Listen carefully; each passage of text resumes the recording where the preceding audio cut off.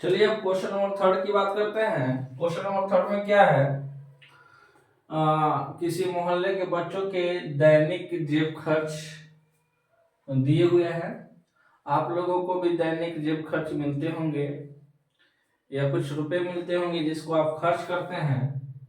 इसमें इस मोहल्ले के जो बच्चे हैं उनके जेब खर्च का जो माध्य है बच्चों यहाँ पे स्पष्ट रूप से दिया हुआ है। यानी हमारे पास जो डेटा है, यानी हमारा माध्य क्या है, 18 दिया हुआ है। ठीक है, हमको फाइंड आउट क्या करना है, एफ यानी फ्रीक्वेंसी फाइंड आउट करना है। ठीक है, क्वेश्चन बहुत ज्यादा डिफिकल्ट नहीं है। हमको क्या करना है, माध्य के ही सूत्र को इस क्वेश्चन में हम क्या कर देंगे, पुट कर देंगे और आंसर को फाइंड आउट करने की कोशिश करेंगे। चलिए देखते हैं। तो सबसे पहले हम जो यहाँ पे लिखते हैं, लिखेंगे हल। उसके बाद से हम क्या करेंगे, टेबल कंप्लीट करेंगे, टेबल बनाएंगे। टेबल जो है हमारा क्या है, दैनिक जेब भत्ता। जो दैनिक जेब भत्ता है वो किसमें है, रुपए में दिया हुआ है। किसमें दिया हुआ है, रुपए में दिया हुआ है। और उसके बाद से आपका है यहाँ पे बच्चों की संख्या। क्या है, बच्चों की संख्या। जो बच्चों की संख्या है बाबू, यह आपका होता है फ्रीक्वेंसी। और ये जो होता है आपका होता है CI, जिसको हम बोलते हैं क्लास इंटरवल। क्या बोलते हैं, क्लास इंटरवल। इसके अलावा आपके पास CI दिया हुआ है, F दिया है। अगर आपके पास क्या है, क्लास इंटरवल है, तो क्लास इंटरवल है तो आपको जो है क्लास इंटरवल की सहायता से क्या करना, निकालना होगा, आपको XI निकालना होगा। क्या निकालना होगा, XI निकालना होगा। अच्छा एक चीज ये बताइए कि ये जो सीरीज है, ये जो श्रृंखला है, किस प्रकार की श्रृंखला है। श्रृंखलाएं दो प्रकार की होती है बाबू।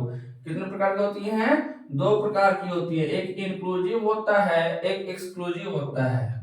क्या होता है, एक इंक्लूसिव होता है, एक्सक्लूसिव होता है। यानी हम कह सकते हैं एक कॉन्टिन्यूअस होता है, एक डिसकॉन्टिन्यूअस होता है। तो आप कमेंट करके बताइए कि यह किस प्रकार का क्या है, सीरीज है। ठीक है ना। उसके बाद से यहाँ पे फ्रीक्वेंसी को लिखने से पहले हमको इसको टेबल को इस तरीके से कर लेना होगा। ठीक है ना। आप इस चीज को आप स्केल की मदद से भी आप क्या कर सकते हो, कर सकते हो। आप एक फ्रीक्वेंसी जो है, फ्रीक्वेंसी यहाँ पे है, क्या दिया हुआ है, 7 है, 6 है, 9 है, 13 है। यहाँ पर क्या दिया हुआ है, F दिया हुआ है। यहाँ पे क्या दिया हुआ है, 5 दिया हुआ है। यहाँ पे 4 दिया हुआ है। हमारा जो मेन फोकस है इसी F पर है, यानी हमको क्या करना है, इसी F को क्या करना है, फाइंड आउट करना है। यहाँ पे CI दिया हुआ है तो हमको यहाँ पे क्या निकालना है, XI निकालना है। XI का फॉर्मूला आप जानते ही हो, क्या है फॉर्मूला, XI का फॉर्मूला होता है L1 प्लस L2 बाई क्या होता है, 2 होता है। ठीक है ना।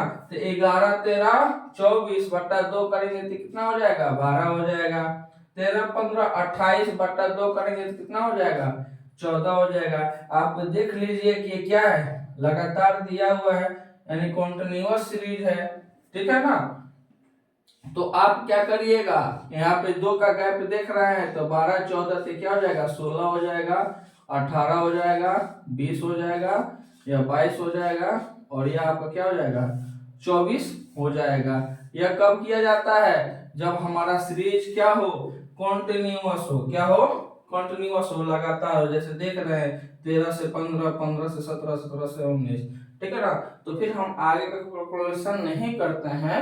क्यों, क्योंकि हमको पता चल जाता है कि उसमें कितने का डिफरेंस होगा, XI में 2 का डिफरेंस होगा, हमारा समय बच जाता है। ठीक है ना। यहाँ पे माध्य निकालने के लिए जो हम सूत्र का इस्तेमाल करेंगे, ठीक है ना, यहाँ पे तो माध्य ऑलरेडी दिया हुआ है।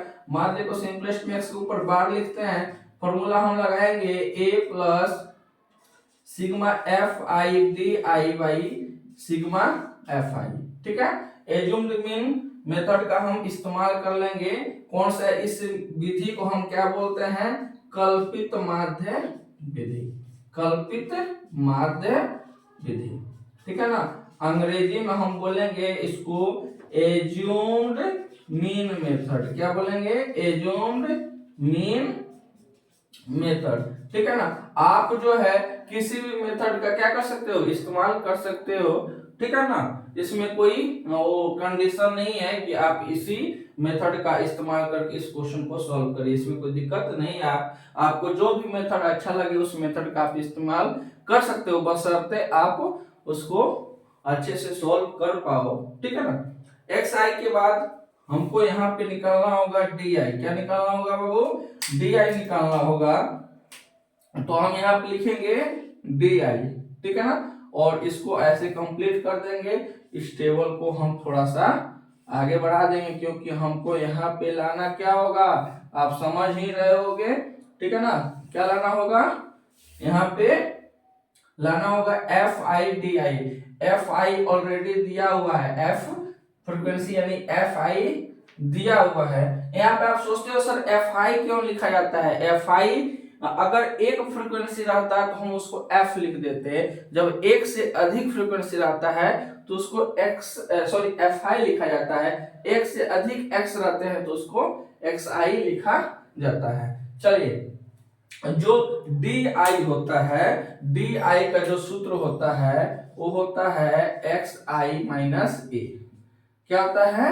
एक्स माइनस ए। यहाँ पे ए क्या है?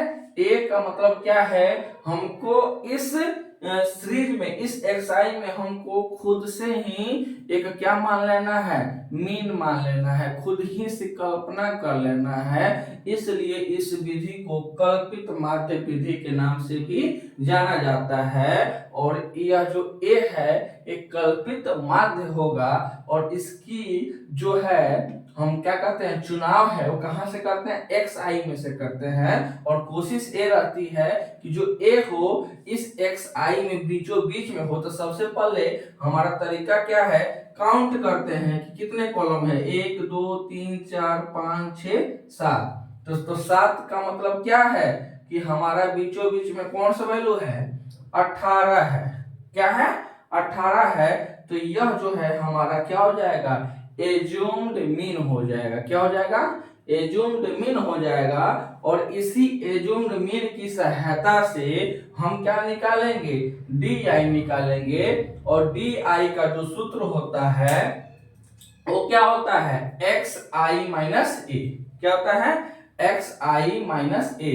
तो आप देखिए यहाँ पे डी आई निकालना होगा तो फॉर्मूला क्या लगाएंगे? एक्स आई माइनस ए। यहाँ पे एक्स आई क्या है? 12 और ए क्या है हमारा? 18। तो 12 में से 18 जाएगा तो क्या बचेगा? -6। उसी तरीके से यहाँ का जो डी आई होगा, बच्चों आप कमेंट करके बताओ क्या होगा? क्या होगा? एक्स आई माइनस ए।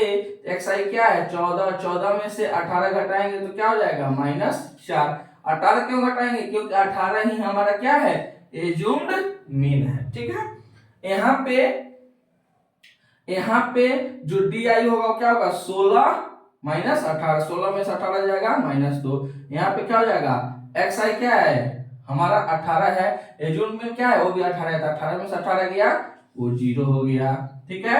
यहाँ पे हमारा क्या डी आई कितना होगा? तो सूत्र क्या है? एक्स आई माइनस ए। एक्स आई क्या है? 20 और ए क्या है? 18। तो 20 में से 18 गया तो 2, ठीक है। यहाँ पे हमारा क्या है? यहाँ पे हमारा डी आई क्या होगा? तो डी आई का सूत्र क्या होता है? एक्स आई माइनस ए। तो एक्स आई क्या है? 20, ए क्या है? 18, सॉरी एक्स आई क्या है? 22 और ए क्या है? 18। तो 22 में से 18 गया 4। उसका से क्या है? यहाँ पे क्या हो जाएगा? एक्स आई क्या है? 24, ए क्या है? 18। तो 24 में से 18 गया 6, ठीक है। कोई भी डिफिकल्ट नहीं है सांख्यिकी, बशर्ते आप उसमें मेहनत करो, लगातार प्रयास करो, आसानी से हो जाएगा। आप जो है इस सूत्र को देख रहे होगे कि ए हमारे पास है sigma F I. Sigma, sigma का मतलब क्या होता है, सम ऑफ सिग्मा एफ आई। हम इस सारे को हम क्या कर देंगे, जोड़ देंगे। तो जोड़ेंगे देखेंगे 7 6 13 9 22, 22 13 35, 35 में एफ जुटेगा नहीं, इसको रहने दीजिए। 7 6 13 9 22 13 35 45 4 44 हो गया। लेकिन एफ को भी जोड़ना है तो आप यहाँ पे लिख दीजिएगा 44 प्लस एफ। ठीक है ना, इसमें कोई दिक्कत, इसमें कोई दिक्कत या इंपॉर्टेंट है, आप इसको 44 एफ नहीं लिख दीजिएगा, आपके पास क्या होगा 44 प्लस एफ। ठीक है ना, हमने सिग्मा एफ आई क्यों निकाला, क्योंकि हमको सूत्र में इसका जरूरत पड़ेगा, इसलिए सिग्मा एफ आई का वैल्यू क्या आ गया 44 प्लस एफ। अब हमको क्या चाहिए, sigma F I D I, जो हमको कहां से मिलेगा, यहां से मिलेगा एफ आई डी आई, और यहां से हमको मिलेगा sigma F I D I. तो सबसे पहले F I D I found करते हैं। तो डी आई हमारे पास आ गया है, एफ आई भी हमारे पास है, बस जरूरत किस बात का है, गुना करने का। तो गुना हम कैसे करेंगे बच्चों, तो गुना जैसे किया जाता है वैसे हम गुना करेंगे। एफ आई डी आई का मतलब होता है F I Guna D I. तो आप तो पहाड़े पढ़े ही होंगे, 7 छक्के 42, लेकिन यहाँ पे माइनस है तो यहाँ पे माइनस देंगे, 6 चौके 24, लेकिन यहाँ पे माइनस है तो माइनस देंगे, 9 दूनी 18 माइनस 18, 13 गुना 0, 0 में किसी भी संख्या से गुना होता है तो हीरो बना देता है। ठीक है, यानी 0। ठीक है, यहाँ पे f गुना 2 तो क्या हो जाएगा 2f, 5 चौका 20, समझ में आई बात, 4 छक्के 24। ठीक है, अब कैलकुलेशन कैसे करते हैं, सिग्मा का मतलब क्या होता है सम ऑफ, यानी एफ डी आई को हम क्या करना होगा, जोड़ना होगा।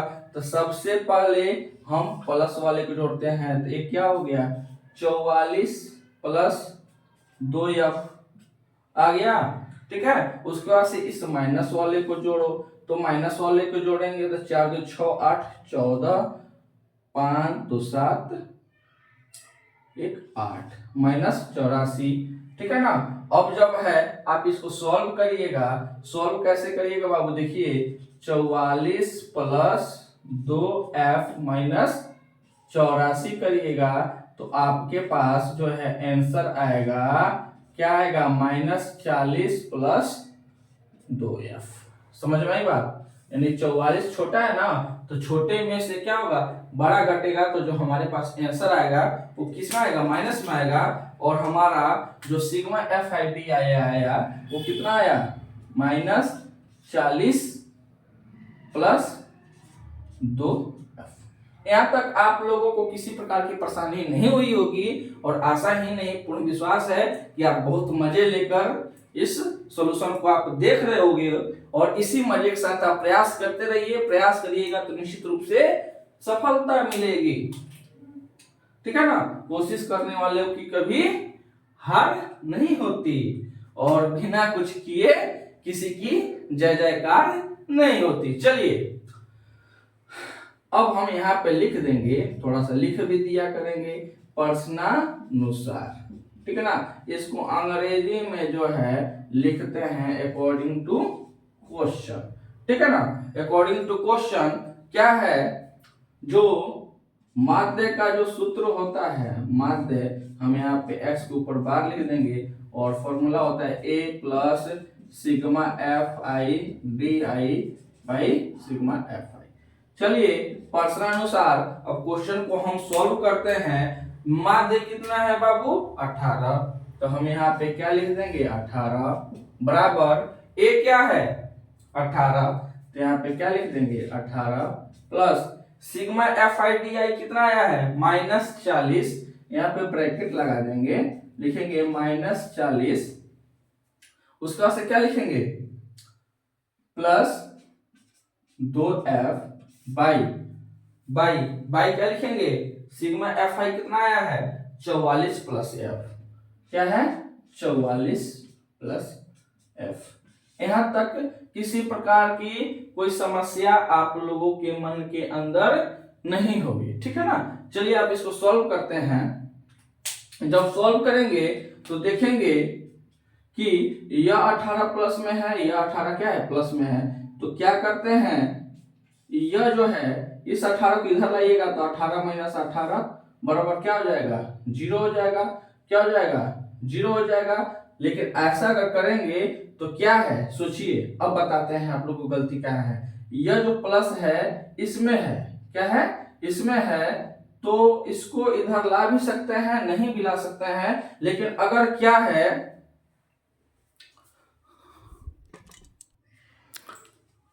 लेकिन अगर क्या है कि यहाँ पे ध्यान देने वाली बात है, क्या है यहाँ पे ध्यान देने वाली बात है, अगर यहाँ पे प्लस का साइन अगर ना हो तो आप जो है इसको इधर लाइएगा बिना साइन के यूज किए हुए, तो आपका क्या है क्वेश्चन गलत हो सकता है। लेकिन मैं इसको इधर ला लिया, क्यों ला लिया, क्योंकि यह किसके रूप में है, यहाँ पे प्लस के रूप में है, तो ये इसलिए इधर आसानी से क्या है खिसक के चला आया, और चला आया तो क्या है प्लस है तो इधर क्या हो जाएगा माइनस में हो जाएगा, और 18 माइनस 18 फिर बराबर यहाँ पे क्या है -40 प्लस 2f, ठीक है, बट्टा आपका क्या हो जाएगा 44 प्लस f। अब क्या है 18 में से 18 खत्म, क्या हो गया 0 हो गया, ठीक है खत्म हो गया, और आपके पास क्या बचा -40, सॉरी यहाँ पे आपका क्या बचा 0 बचा, 18 में से 18 गया क्या हो गया 0 हो गया, और आपके पास हो गया -40 प्लस 2f बटा 44 प्लस f। अब देखिए यहाँ पे सोचने वाली बात है कि मैं अगर इसको खत्म करके यहाँ पे 0 ना लिखूं, बराबर इक्वल टू इधर सॉल्व कर दूं, तो क्या होगा क्वेश्चन मेरा क्या हो सकता है गलत हो सकता है। तो ध्यान देने वाली बात है, यह इधर डिवाइड के रूप में है, इसका जब साइड चेंज करके हम इधर लाएंगे तो क्या हो जाएगा 44 प्लस f गुना क्या हो जाएगा 0 हो जाएगा, 44 प्लस f गुना क्या हो जाएगा 0 हो जाएगा। और जैसा कि आप जानते ही हो कि किसी भी संख्या में जब 0 से गुना होता है तो क्या हो जाता है वह 0 हो जाता है, यानी खत्म टाटा बाय बाय। उसके बाद से -40 प्लस 2f, यहाँ पर देखिए यह माइनस में है, जब इसका साइड चेंज करेंगे तो क्या हो जाएगा +40 बराबर 2f, 2f का मतलब क्या है 2 गुना f, और जब f बराबर लाएंगे तो जब 2 गुना के रूप में है साइड चेंज करेंगे तो क्या हो जाएगा भागा के रूप में हो जाएगा, और f आपका क्या हो जाएगा 20 हो जाएगा, जिसकी हमको तलाश थी वो इस बॉक्स के अंदर कैद हो गया। हमारा जो फ्रीक्वेंसी है वो फ्रीक्वेंसी कितना आ गया 20 आ गया। This is the our answer, thanks. उसके बाद से हम लिख देंगे, क्या लिखेंगे यहाँ पे लिख देंगे अतः लुप्त बारंबारता। लुप्त का मतलब क्या होता है जो छुपा हुआ है, लुप्त बारंबारता कितना है 20 है, ठीक है।